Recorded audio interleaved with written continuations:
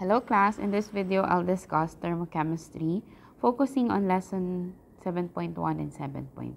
So mostly problem solving lang yung itin-discuss ko dito.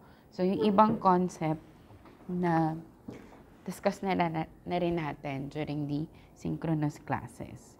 Okay? So let's start with the first law of thermodynamics. So first law of thermodynamics is derived or based on the law of conservation of energy. So, no energy cannot be created nor destroyed. It can be transformed from one form to another. So, ibig sabihin, walang energy na nakikreate or walang energy na nare-reproduce, pero ang energy is constant. Okay? Constant energy. Ito yung nagiging basis natin kapag tinitingnan natin yung system. So, halimbawa, merong system. Okay? So, halimbawa, ito yung system. And then, merong reaction. Yung energy na nare-release dito. So, halimbawa, this is the energy in the form of heat. Okay? So, this energy released by the system is actually the energy absorbed by the surrounding. So, equal lang yon pero opposite in direction. Ewan ko, medyo maingay sa labas, pero hopefully hindi naman ganun ka-distracting. Okay? So, let's recall yung mga equations. So, according to, yun nga, the first law of thermodynamics, we can see that the change in the internal energy is equal to the Q plus the work done. Okay? So, this is your internal energy. Okay? This is the system. This is the heat. Okay, either absorb, and this is the work done. Okay, so wag kakalimutan yung sign conventions. Okay, sige, mamaya i-discuss din natin. And we also have equation that work is equal to the negative P multiplied by the delta V, where delta V is actually final volume minus initial volume. Work is equal to the negative pressure multiplied by final volume minus the initial volume. Okay? So, pwede rin yan, pwede rin yan, pwede rin to. So, rewrite ko lang yung delta E is equal to Q plus W. Okay? If hinahanap naman yung work in joules, so do not forget na meron tayong conversion. Kasi kapag sinolve mo to, ang magiging unit is liter ATM. Okay? Hindi mo siya pwedeng directly i-add dun sa heat. So, you have to conversion. Okay? If you have 1 liter ATM, that's equal to 101.3 joules. Okay? So, ayan yung conversion natin. So, kailangan i-convert nyo muna sa joules kapag naka-joule din yung value nitong Q. Okay? So, wag kakalimutang i-convert. So, for the first part, ito yung mga equations na kailangan tandaan. So, bukod dito is yung sign convention. Oops, let's use this. Sign convention. Okay? So, let's start with heat. So, kapag heat, ang pinag-uusapan, kapag meron tayong positive, ang heat kapag endothermic. Ibig sabihin ng endothermic, absorb. Okay? Absorb by system. At tatandaan nyo na ang lagi natin pinag-uusapan ay system. So, halimbawa, sinabi, ni-release ni surrounding. Ibig sabihin na absorb yun ni system. Okay? Kapag heat na negative, so exothermic, ibig sabihin naman ito ni-release ni system. Okay? Babalik sa system. So, another would be a heat that was absorbed by the surrounding is negative. Kasi nga, ibabalik mo siya sa perspective ng system. Bakit sa perspective ng system? Because system is the the focus of the study, kung yun yung pinag-uusapan natin. Okay? Now, let's talk about work done. So, kapag work naman, okay, work is positive if the work was done by system. No, was done on the system. Okay? Was done on the system. And then negative naman siya kapag work was done by the system. Okay? So, pupunta natin sa perspective ng system lagi. Okay? So, para hindi nyo makalimutan, kapag si system yung gumawa, napagod siya. Kaya negative yon. Okay? Kapag ginawa si system, positive yon. Kasi, ibig sabihin, na-compressed lang siya. So, other would be, negative siya kapag nagkaroon ng expansion. Because it would expand on itself. Okay? Kapag naman nagkaroon ng compression, yan. Kapag may compression, positive yon kasi ginawa yon ng surroundings. So, halimbawa, yung mga panglito, work done by the surrounding. Work by surrounding. So, work done by the surrounding is work done on the system. Okay? So, positive din to. Kasi babalik tayo na, kung si surrounding yung gumawa, nagawa yun sa system. Okay? Work done on the surrounding is a work done by the system. Okay? So, ibig sabihin nun, kabaliktaran. Okay? So, this one is positive kasi nga, kapag ginawa ni surrounding, ginawa sa system. Okay? So, magkakalimutan yung sign convention. Okay? Kapag ka nakalagay siya sa perspective ni surrounding, ito yung lagi kong binabanggit, ibabalik mo siya sa perspective ng system. Kasi si system, yung focus ng study. Okay? So, this is the interest of study. Kumbaga, ito yung pinag-uusapan natin. Okay? Dito natin aalamin if nag-absorb ba siya or nag-release. Okay? So, ayun yung tinutukoy natin. So, system as the focus of the study. Kaya kapag ka nakalagay sa surrounding, babalik mo siya sa system. Okay. Ito yung mga example problem. Mostly ay galing lang din dun sa na-discuss natin. Either pinalitan ko ng given or binaliktad ko yung perspective. A system releases 652 kilojoule of heat and 250 kilojoule of work done by the system. Calculate the change in the internal energy. Okay, to guide you, kapag magsasolve kayo ng problems, kailangan marunong kayo mag-identify ng given, of course. Bukod doon, marunong kayo dapat mag-identify ng equation. Okay? Kapag alam mo kasi yung equation, alam mo yung mga given na useful. So, halimbawa ito, ang hinahanap ay change in internal energy. And the equation is delta E is equal to Q plus W. So, ito yung dapat na meron ako sa given. So, for the given, we have here heat. Okay? So, I'll encircle this one. The system releases this. Because of the word release, okay, so that means that's exothermic. Okay? So, ibig sabihin, negative heat. So, your Q is equal to negative 652 kilojoule of heat.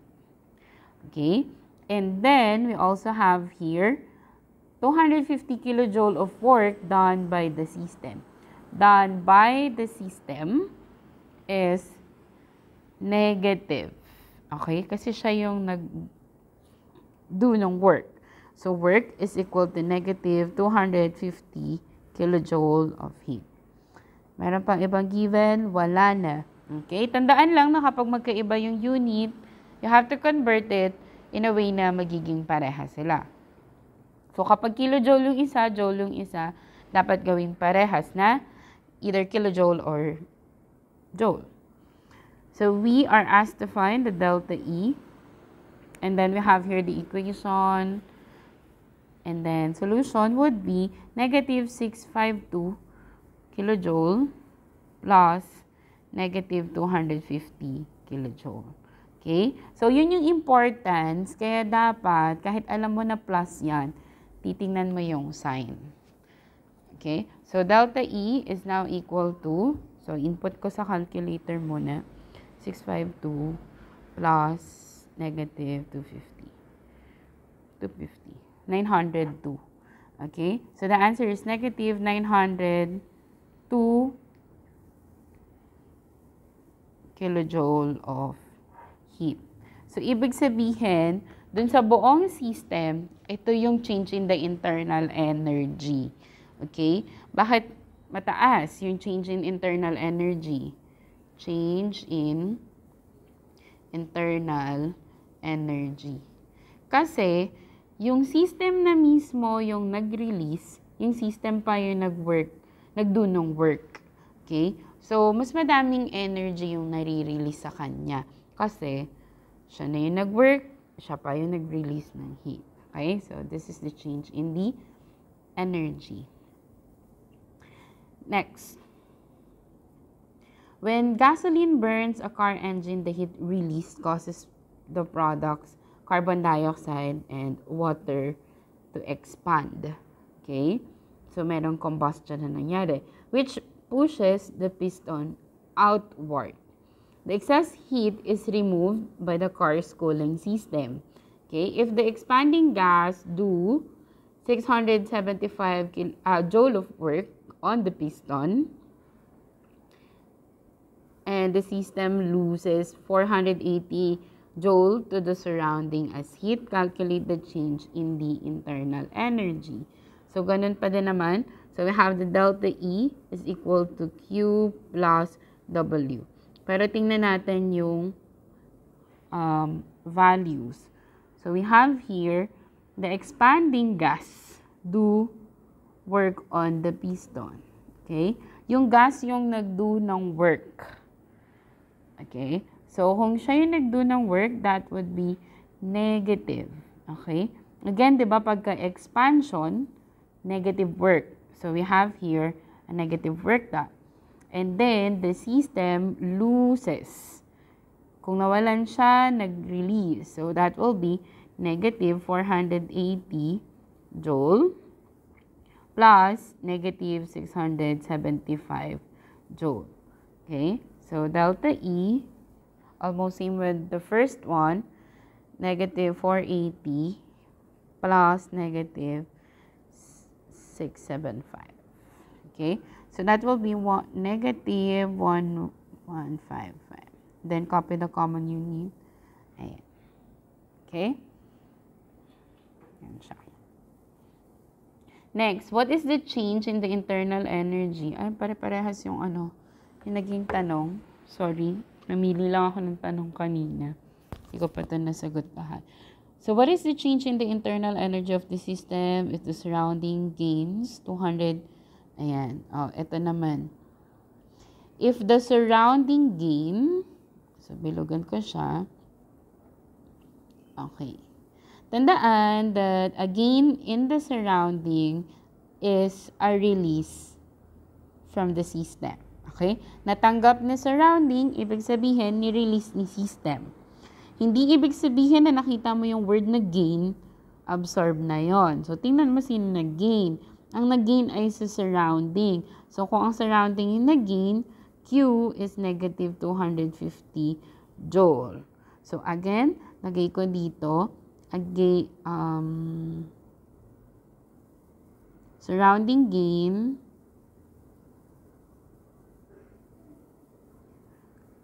system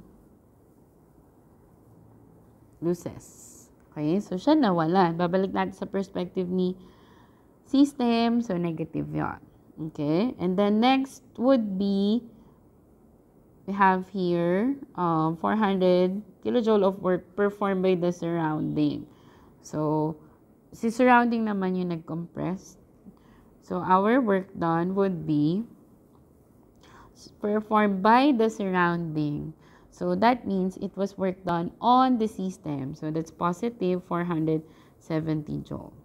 Okay? So, delta E, yeah. So, delta E is equal to Q plus W. Q plus W. So, that will be negative 250 joule plus 470 joule. Delta E is now equal to negative 250 plus 470. Positive 220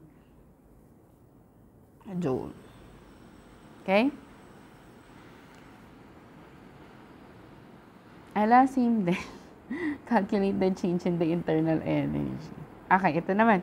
So, what is the amount of heat transferred when internal energy of the system decreased by 189 kilojoule and 267 kilojoule of work was done on the system? Okay, so identify natin yung given. So, ito ay internal energy was decreased. Okay, so internal energy is delta E. Delta E is 189, but because that is a decreased, so therefore negative 189 kilojoule. And then we have here a work done on the system. Okay, it was done on the system, so the work is positive 267 kilojoule. Okay, and then we are asked to find the Q. From your equation, delta E is equal to Q plus W, and then we need here Q, so we just simply transpose the W on the other side. So we have Q is equal to the change in the internal energy minus the work. Okay, so we have here negative 189 kilojoule minus 267 kilojoule. Okay, so to be safe, I encourage you to use parentheses if medyo nalilito kayo kapag magdi-distribute ng sign. Okay, so ayan. Negative 189 minus 267. So that would be negative 456 kilojoule. Okay, so that means this is the amount of heat transferred. Okay, when the internal energy is decreased by this, and then the work was done on the system. Okay. Next would be a sample of nitrogen gas expands in a volume of 1.60 liter to 5.40 liter at constant temperature. What is the work done in joules if the gas against the constant pressure? If the gas against a constant pressure of 370. So, you are asked to find the work done. Okay? So, papasok yung equation ng work. So, given would be, so we have here the pressure. Pressure is equal to 3.70 atm. And then we have here the change in the temperature. So, remember, so this is your delta T. Okay? So, that will be final temperature and then the initial temperature. Final is 5.40 liters, 1.60 liters. Okay? And we are asked to find the work done. Okay? So, our equation will be work is equal to negative P delta V, or simply negative P final velocity, no, not velocity, final volume minus initial volume. So, that will be negative 3.70 atm multiplied by 5.40 liters minus 1.60 liters. Okay? So, work is how much?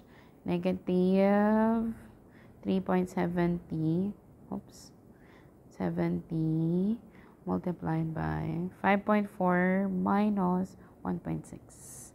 So, negative 14.06 liter ATM. Okay, because we have liter and then ATM. But most of the time, hindi naman natin siya kailangan in liter ATM.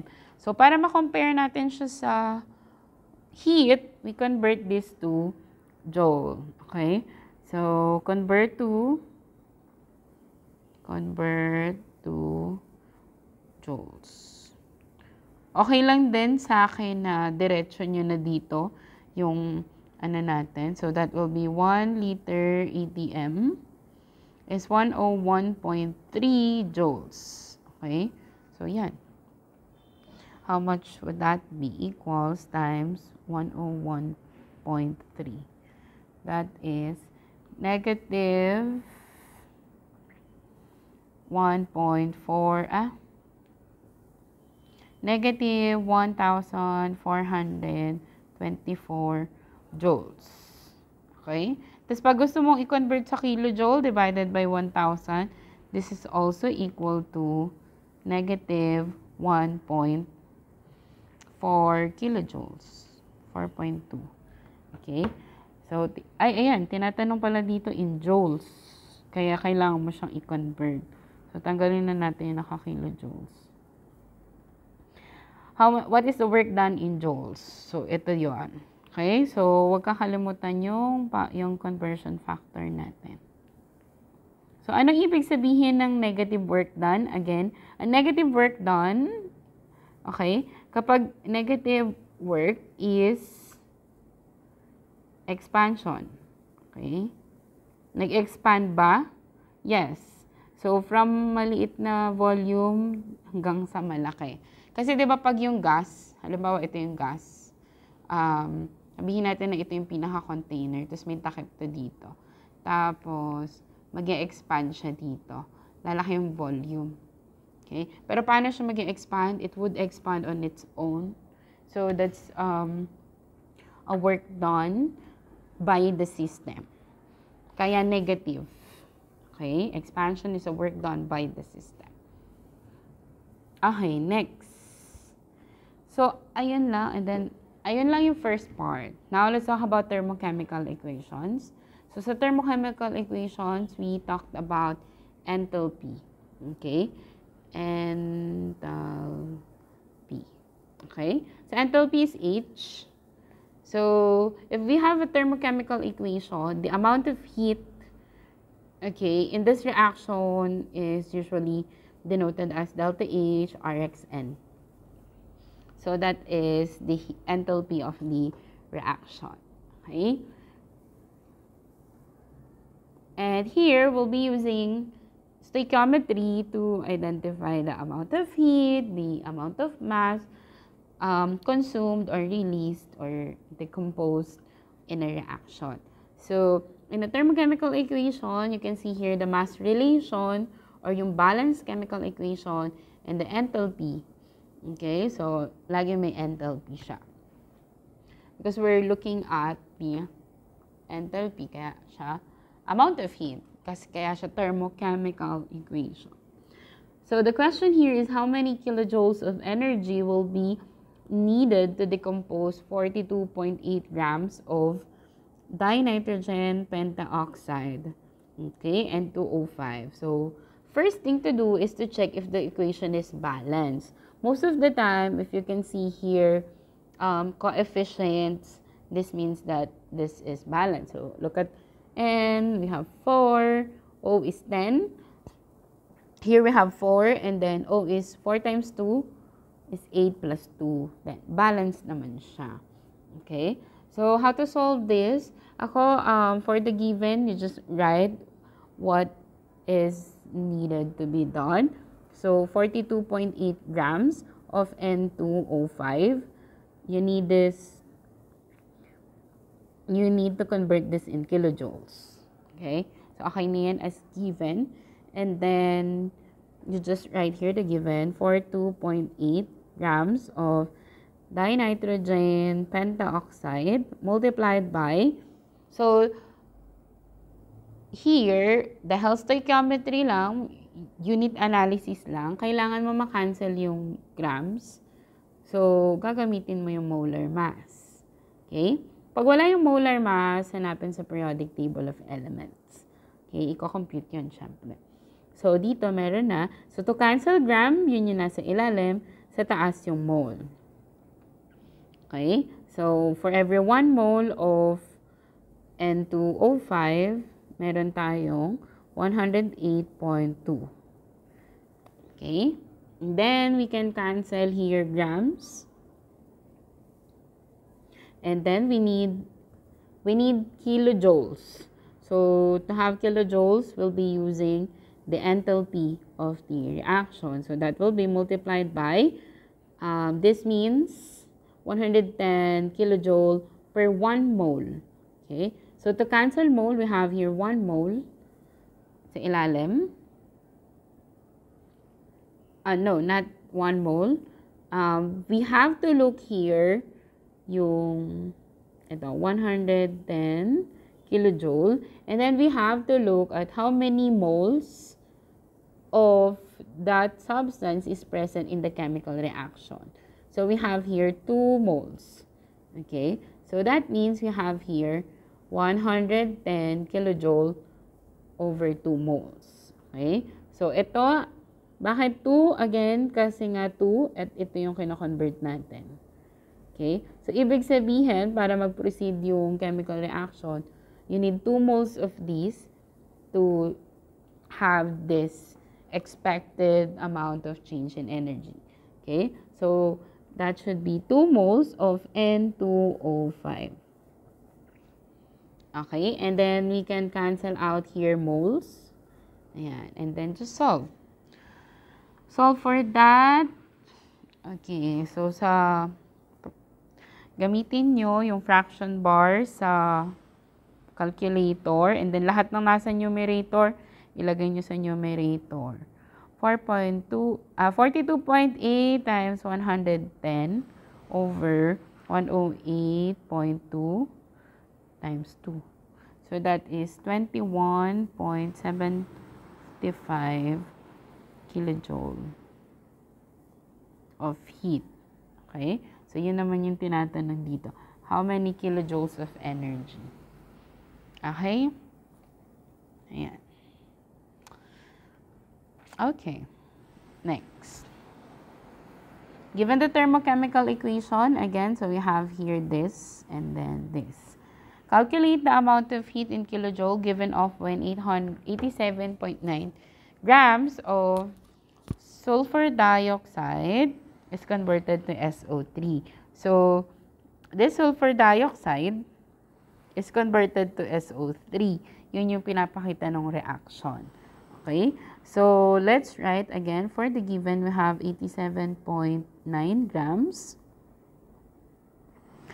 Papuntang kilojoules. O, similar sa unang question. So, let's write 87.9 grams of SO2 multiplied by, so, kailangan makancel yung gram, kukunin yung molar mass muna. O, gram sa ilalim, mole sa taas. Okay? So, for every 1 mole of SO2, we have 64.07 grams. Okay? And then, cancel yung grams. Next, we want to cancel yung mole. Okay? So, tingnan natin dito, SO2, and then, how much? Negative. So, kapag negative, ibig sabihin, exothermic. So, 2 mole of SO2 sa taas is negative 198.2 kilojoules. Okay? And then, cancel. So, matitira is kilojoule. Calculate natin. 87.9 times negative 198.2 over 64.07 times 2. So, negative 135.96 kilojoules. You try to compute this. Ang mahalaga na didiscuss ko yung process kasi mamaya may namali akong na-input sa calculator. Okay? Basta yung process yung mahalaga. Next. Given the thermochemical equation, ito naman, amount of energy naman yung given and what mass of nitrogen monoxide naman yung hinihingi. Okay? So, for the given, let's have 558 kilojoule of energy needed to produce how much gram of nitrogen monoxide. So, just write the given, 558 kilojoule. So, dahil kilojoule yung unang gusto nating i-cancel, we'll make use of the enthalpy first. In a way na yung kilojoule nasa ilalim, kasi yung unwanted, or yung gusto natin i-cancel na unit, nasa ilalim, sa taas yung desired unit. So, kilojoule, ang partner niyan ay mole. How many kilojoule? 180.6. How many NO2? Okay. NO lang pala. Nitrogen monoxide, ito siya. Okay, so we have here 2 moles of nitrogen monoxide. So, 2. And then, cancel natin yung kilojoules. Next is we want to cancel yung moles. So, to cancel moles, we need the molar mass. Okay? Sa ilalim yung mole, sa taas yung grams of NO. And according to this, the molar mass is 30.01. So, for every 30.01 gram, we have 1 mole of nitrogen monoxide. So, cancel. Yeah. Then, solve. So, solve natin. 558 times 2 times 30.01. 1/8 over 180.6. O, yung iba ilalagay pa sa calculator yung times 1. 180.6 times 1 pa ang i-input sa calculator. May trust issue sa 1. So, 185.44 grams. O, yan yung sagot. Ang tinatanong is, if you supply this amount of energy, ilang grams of nitrogen monoxide yung mapaproduce? So, ibig sabihin, makakapag-produce ng 185 grams of this. Okay? Of nitrogen monoxide. Isama na yun doon. Next. Oh, tapos na. Yung thermochemical equation. Next, let's have standard enthalpy. Ito madali lang, yung standard enthalpy. So, pag sinabi natin standard enthalpy, each substances already have their computed standard heat of formation. Okay? Standard heat of formation. So, with that, we'll just use that to find the enthalpy of the reaction. Okay? That can be computed using the summation of the standard enthalpy of formation of products minus the summation of the standard enthalpy of formation of reactants. Okay? Huwag kakalimutan na yung product is yung nasa dulo ng arrow at ito ay nasa unahan. Okay? And may multiplier din tayo dito na coefficient niya, numerical coefficient. Okay? So, basically, product minus reactant. Okay. So, dito dapat given yung standard enthalpy of formation or yung reaction mismo. So, halimbawa, ito. Calculate the enthalpy of formation of gaseous HCl and the enthalpy of formation of aluminum chloride is negative. And this, okay. And the enthalpy change of reaction is negative. Kasama yun doon, yung negative 85. Okay, ito, iba agad yung example. So, we have here, again, the equations. The change in the enthalpy of the reaction is equal to the summation of the enthalpy of formation of product minus the summation of the enthalpy of formation of reactants.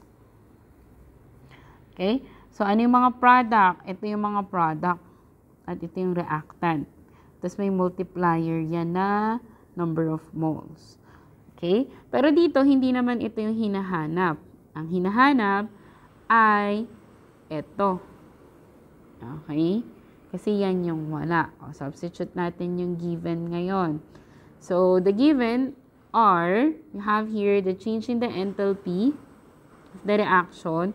So, negative 856 kilojoule per mole equals, yung product, ano ba yung mga product? 2 times, ito daw yung sa aluminum chloride. So, we have here 2 times negative 704 kilojoule per mole plus 3 times, this is H2, so that's the standard. Usually, yung mga standard is 0. Gaya ng oxygen gas, chlorine gas, yun yung mga standard state nila. So, 0 yung ano nun. 0 yung standard enthalpy of formation. Minus yung reactant. So, sa reactant, we have 2 times. Aluminum is also 0.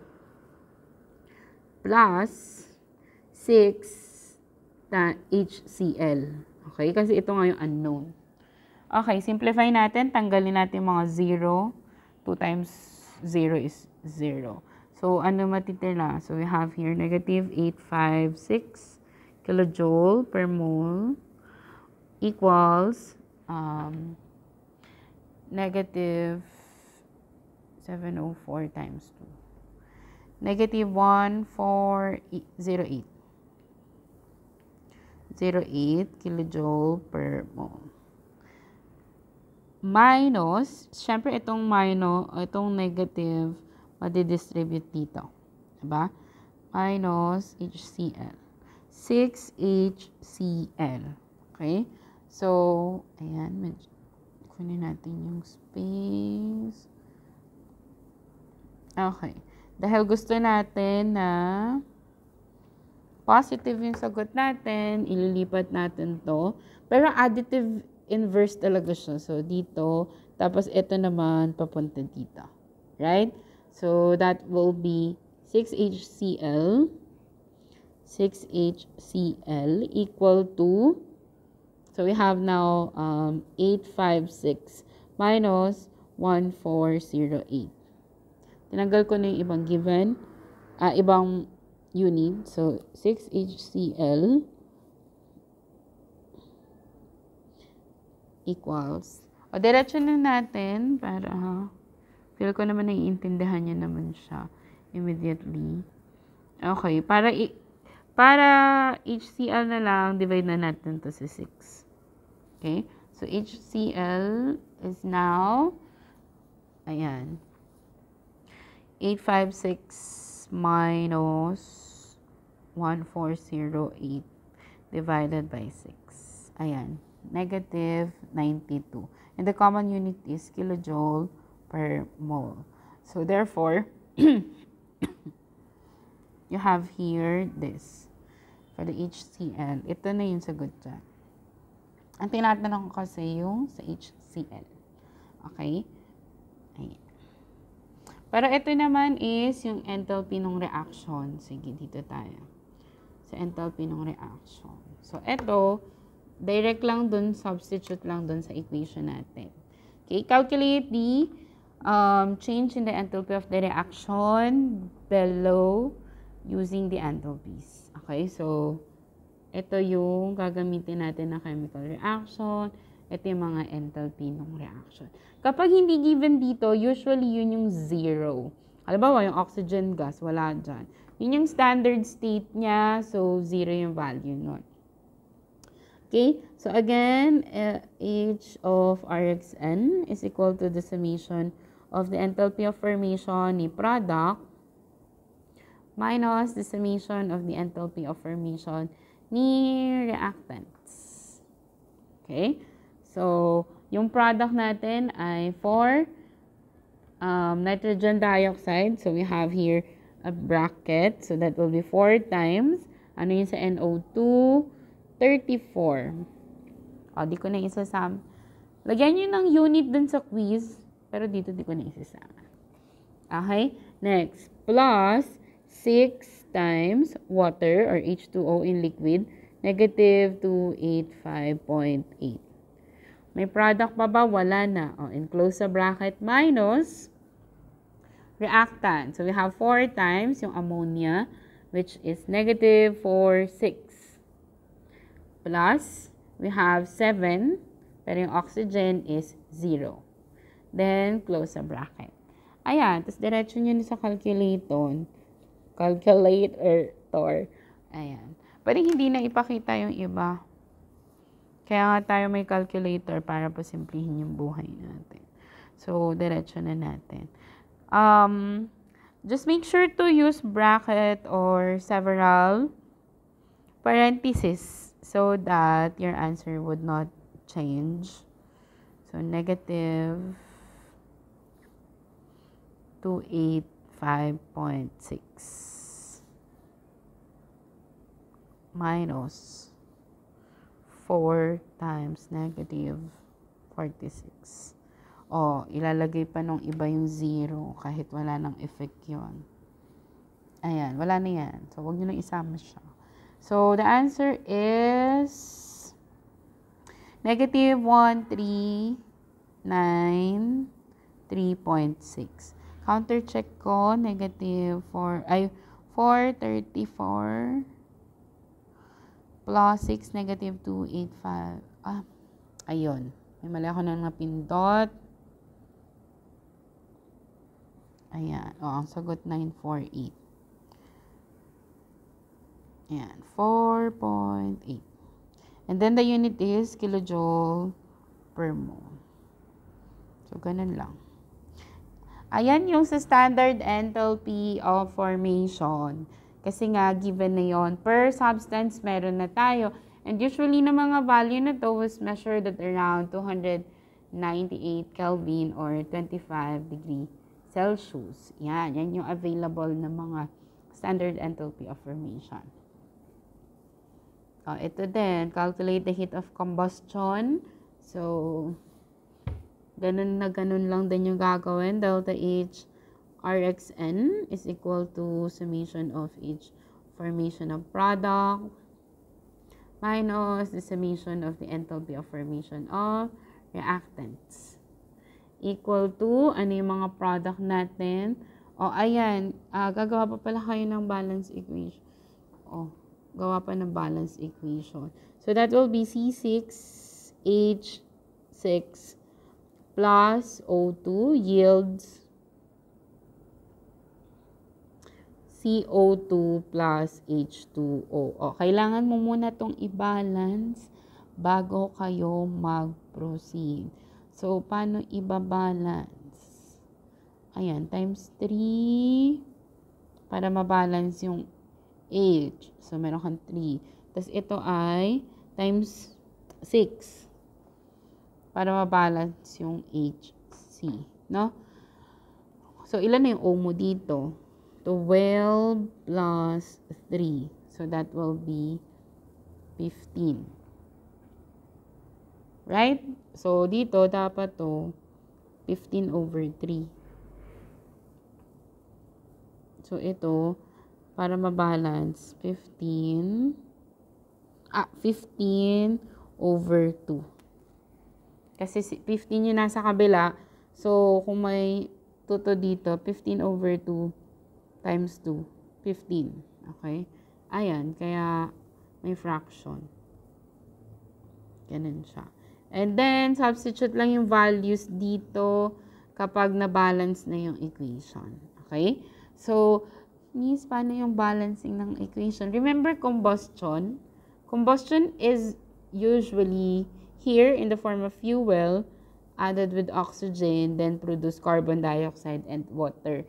And then, kailangan mo lang i-balance. Bakit kailangan i-balance? Because it was a law, which is according to the law of conservation of mass. Kung hindi balance, hindi mo ito makukuha ng tama. Kaya kailangan balance muna. Okay, let's proceed to Hess's law. So, kung yung standard enthalpy of formation or nung reaction, pag sinabi natin standard, may standard value. Pero hindi sa lahat ng pagkakataon available yung mga yon. Okay? So, we use another way, which is the indirect method, which is what we call the Hess's law. And according to the Hess's law, if a substance would take several routes or series of steps, then it would still need the same amount of energy, or it would still release the same amount of heat or absorb.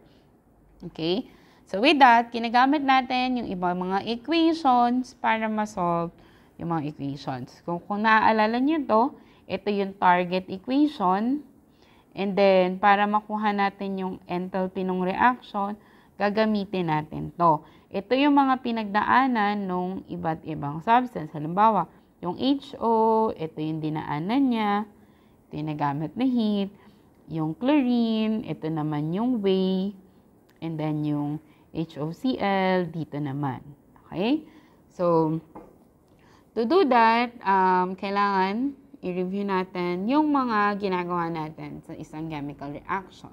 So, halimbawa, a chemical reaction would have, of course, the product and then the reactant and then the enthalpy. Diba?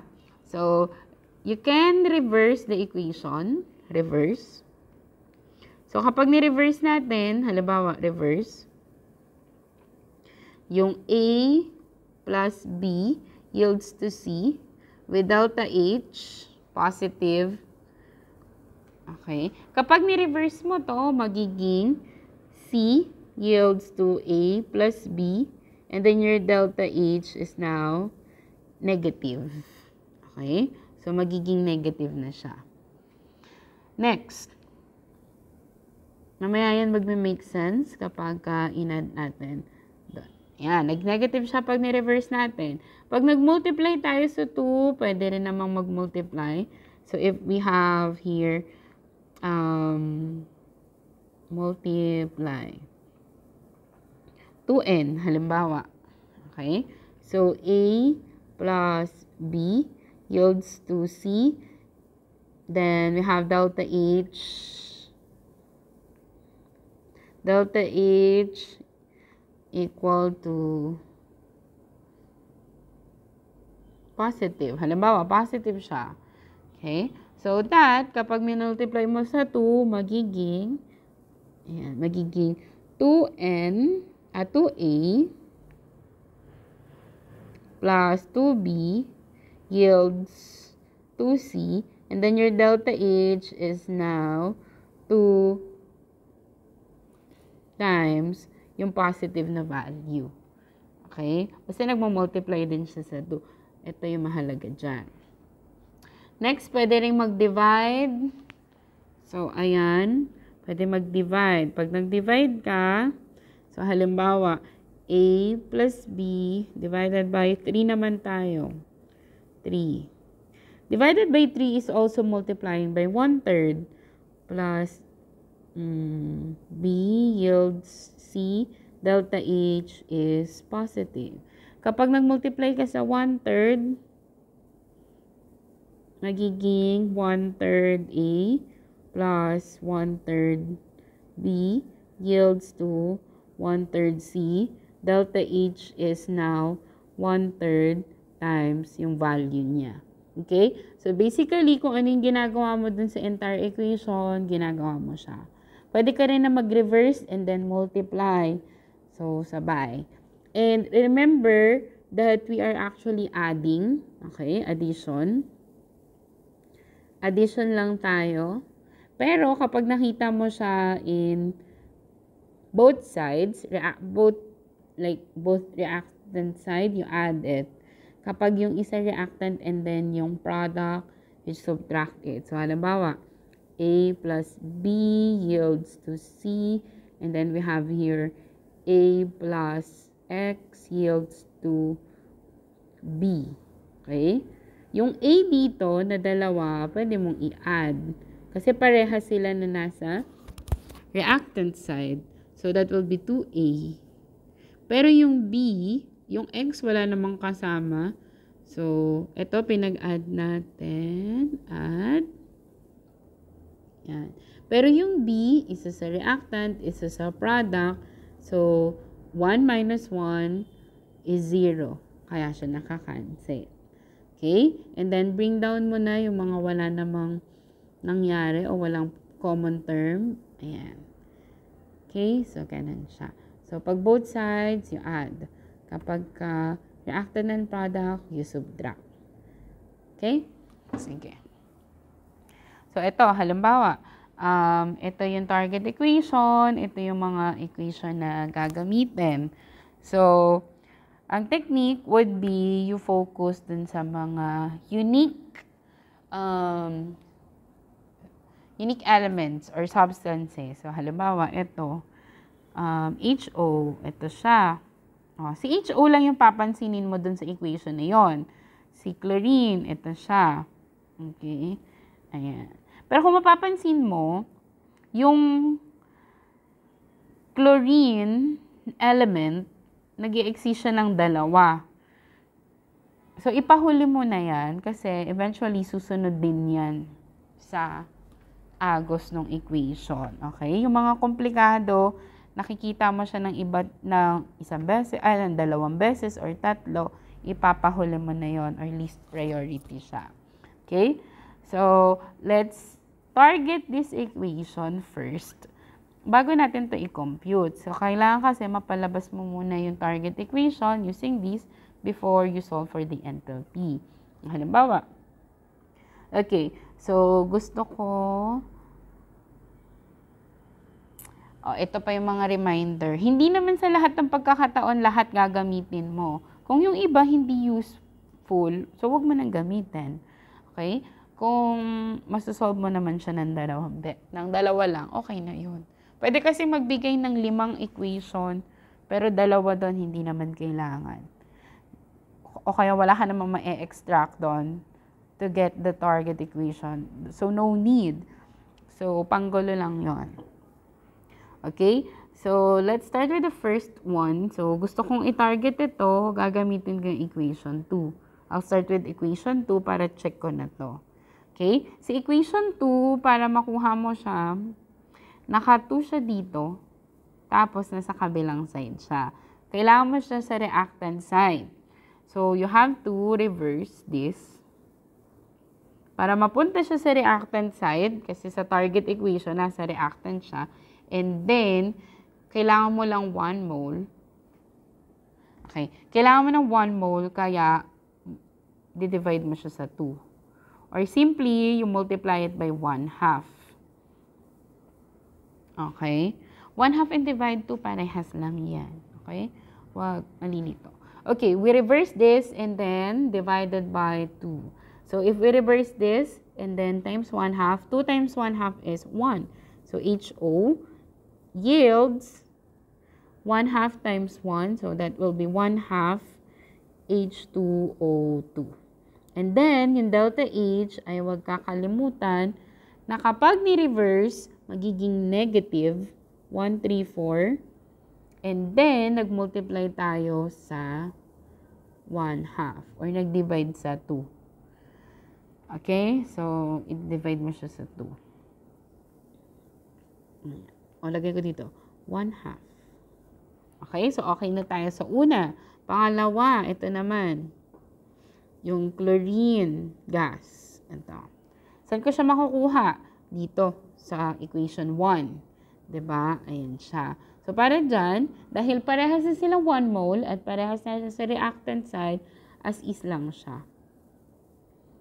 Okay? So, meaning, hindi mo na siya kailangang i-divide, i-multiply sa 2 and so on. As is lang siya, copy lang. Cl2 yields 2Cl and then delta H as is lang din. 2, 4, 2. Okay, okay na tayo doon. Next is yung third equation at ang kailangan natin is ito. At nandito siya. Okay? So, dahil nasa product side siya at product side sila parehas, okay na yon, hindi na i-reverse. Pero, kailangan mo siyang i-multiply sa 1/2 kasi 1 mole lang yun nasa target equation. So, that will be 1/2. Oops, hindi kita. So, 1/2. Okay? Or divided by 2. So that will be, so H2O2 times 1/2. Tandaan na buong equation yun na. Okay, so that will be 1/2 H2O2 plus 2 times 1/2 is 1. So that will be Cl. Yields 2 times 1/2 is 1. HOCl. Okay? Then delta H is, as is yung sign, negative 210 times 1/2. Okay? So, okay lang din na ipahuli nyo na yung pagsosolve dito para isang input na lang siya sa calculator. So, kailangan muna lumabas yung target equation. So, let's add. So, as you can see here, we have common terms. Ito, tsaka ito. 1/2 and 1/2. Isa sa product, isa sa reactant. So, cancel. Cancel. Ano pa? Yung chlorine, yung chlorine, ito ay 1, ito ay 2. So, subtract. 2 minus 1 is 1. So, ito makakancel pero may matitirang Cl. Okay? Meron pa pwedeng i-cancel? Wala na. O, i-rewrite na natin yung equation. Ano yung mga natira? HO plus Cl2 yields yung isang Cl plus HOCl. So, did we arrive with the target equation? Yes. So, kung nakuha na yung target equation, okay, so that's the time for you to solve for the enthalpy of the reaction. Okay, so that will be delta H. O, i-add lang to. Huwag kalimutan yung mga dinidivide natin. So, that will be negative 134 divided by 2, and close sa parentheses, plus 242 plus negative 210 divide 2.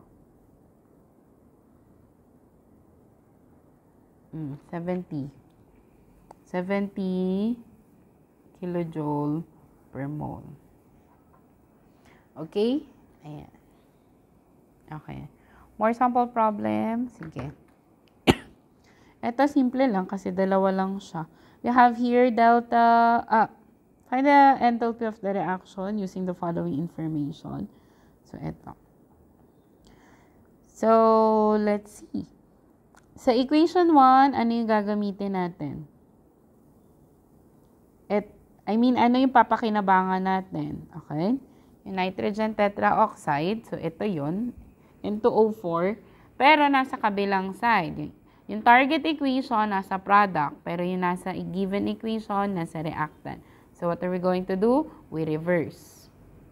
So, if we reverse that, that becomes 2NO2 yields N2O2. Then, delta H, dahil ni-reverse natin, magiging negative 57.9 kilojoules. Okay? Next, second equation, we have here nitrogen monoxide, 2 moles, parehas naman na, parehas na din to. So, as is lang yon. Okay. So, 2NO plus O2 yields 2NO2. Okay, ayan. So, move natin to a little. Okay. Then, as is lang din yung delta H. Delta H is negative 113.1 kilojoule. Before we solve, kailangan makuha natin target equation. What are the common terms? We have here 2 moles of nitrogen dioxide. So, cancel. 2 minus 2 is 0. 1 in product, 1 in reactant. Then, bring down what's left kasi wala na pwedeng i-cancel. NO plus O2 yields N2O2. So, ayan, nakuha na natin. So, ibig sabihin, na nakuha mo na, solve mo na to, delta H is now equal to negative 57.9 plus negative 113.1. So, negative 171 kilojoule. So, kilojoule yung nandun na unit. So, kilojoule din ta. Okay? Ayan. Okay, next. Ito may fraction. Dali lang naman pag may fraction. Anyway, you have your calculator. And then, 1/2 lang naman niya. Okay, let's see. What are we going to do? Okay, yun na bahala mag-pause at mag-analyze nung mga, transition. Medyo mahaba na kasi. So, from this, we have here the graphite, and dito siya. So, as is. Okay, as is lang to. And then, we have here H2. Yung H2 ay ito. So, times 2 yung entire equation. Para maging tunad siya. And then, ito. Yung next. Okay? So, yung entire equation, dapat nasa product siya. So, reverse. Okay? O, paano po yung O2? O, yan. Pahuli nyo na yan kasi nga, nakikita mo siya ng 3 beses. So, basta nakuha mo na yung mga unique, kumbaga components or unique elements, then go na. Okay? So, ayan, nakalagay na sa taas yung mga gagawin natin as is. So, C graphite plus O2 yields CO2. Delta H, negative 393.5. Next, times 2 yung entire equation. So, 2H2, 1/2 times 2 is 1. So, dalawang 1/2. So, isang buo lang yon. O2 yields to 2H2O. So, yung delta H mo, dapat i-multiply sa 2. Negative 285.8 times 2. Move natin to. Ayan.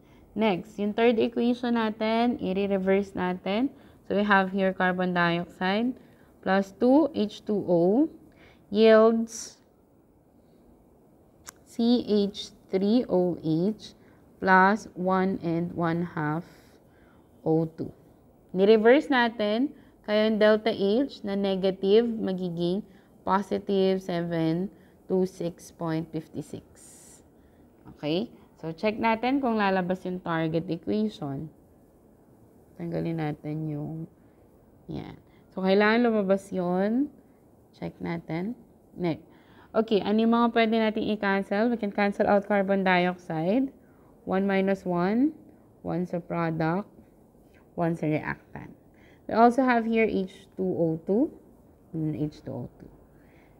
Ano pa? Now, yung oxygen natin dito, kung mapapansin nyo, nasa parehas na side. So, ayan. Kung nasa parehas na side siya, dapat i-add mo muna. Pag in-add yan, magiging 2O2. Diba? 1 plus 1 is 2. Now, meron din tayo ditong 1 and 1/2. 2 minus 1 and 1/2 is 1/2. So, makakancel na to dito at may matitirang 1/2 dito. Okay? Gamitin ko yung yellow. May matitirang 1/2 O2. After natin i-subtract dito. Okay? So, meron pang pwedeng i-cancel. Wala na. Let's bring down yung mga natira. We have here C graphite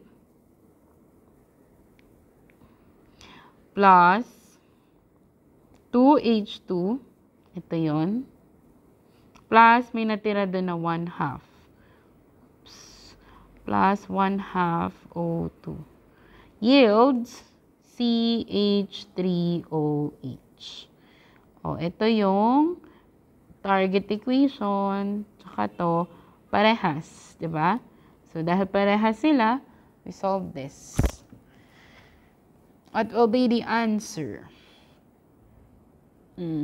Negative 393.5 plus negative 285. And close sa parenthesis kasi times 2. Negative 285.8 times 2 plus positive 726.56. Ang sagot. Check natin. 7. Ayan. So, ang sagot ay delta H Rxn is negative 238.54 kilojoule per mole. Okay? So, ganun siya. Huwag kakalimutan na, ayan yung mga ginagawa natin. As is, kasi same naman na sign, times 2 para maging 2 moles.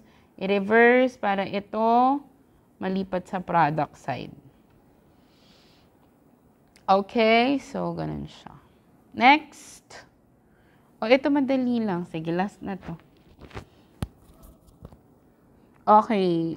Dito na natin idiretso.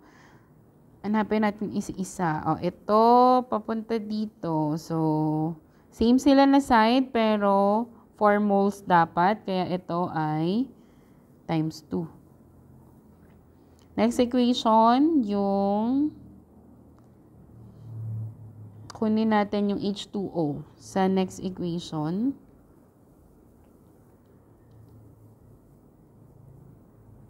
Ito times 2. Ito naman yung next H2O. May H2O tayo dito. Pero kailangan nasa product side. Kaya reverse. Tsaka times 3. I-reverse natin para yung H2O mapunta sa product. At times 3 para maging 6. And lastly, yung nitrogen monoxide. Okay, nasa product naman kaya hindi na i-reverse. So, ito ay times 2 para maging 4. Okay? Ayan. Check na natin. Ay, ilagay na natin yung isosolve natin. So, we have times 2 muna. So, 4NH3 yields to 2 N2 plus 6H2. So, delta H is 91.8 times 2. Next, we reverse it and then times 3. Reverse natin. So, ito muna. Reverse times 3. So, magiging 6H2 plus 3O2 yields 6H2O. Delta H is ni-reverse kaya negative 572 times 3. Okay? Reverse and then times 3. Next is times 2 lang. So that will be N2 plus 2O2 yields 4NO. Delta H is negative 180.5 times 2. Solve natin. Tingnan natin ang mga sagot. Save tayo ng space. Tingnan natin kung may makakancel. Ayan. Nagpapakita na yung next na problem. Mamaya na siya. Okay. Guhitan natin. Tingnan natin kung makakancel natin. Ano yung mga common? You have here 2N. Yan. H2 cancel. Meron pa ba? Wala na. Pero may O2 dito na magkasama. Kaya ito ay magiging 5O2. Okay? So, bring down natin yung mga sagot. We have 4NH3 plus 5O2. Oh, wala na. Yields 6H2O plus 4NO. Did we get the target equation? Yes. So, that's the time for you to solve for the delta H of reaction. 91.8 times 2. 91.8 times 2. Plus negative 572 times 3. Plus negative 180.5 times 2. Ayan. Enclose lang sa parentheses, negative 1569.4. Unit is kilojoule per mole. So, ganun lang yung pag-solve ng Hess law. So, that's it. Yung iba, isolve nyo na lang. I'll upload this with solution. Thank you. I hope this helps. Bye.